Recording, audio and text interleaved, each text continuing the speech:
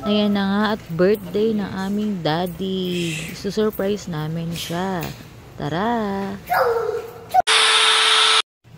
Ayan, pagpasok nga namin sa room. Ayan, binuksan na namin yung ilaw. And then, diretso kami dito. Yan nga palang CR nila.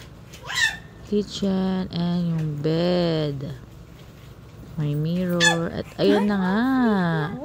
Meron kaming pa-surprise kay daddy. Actually, talagang na-surprise siya dyan. Nagulat siya. Ayan, tuwan-tuwa pa nga si Popoy dyan eh. Uy, wag! At ayan na nga. Na-surprise siya. Pero dyan, tinake na lang namin ulit. Pero talagang na-surprise siya dyan. Nagulat siya eh. Ayan, tuwan-tuwa si Popoy.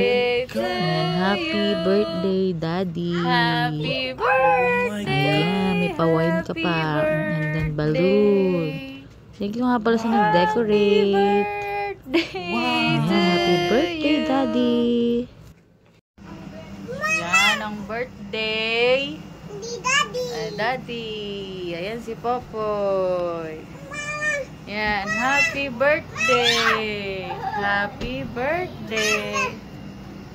Salamin. Itong may birthday.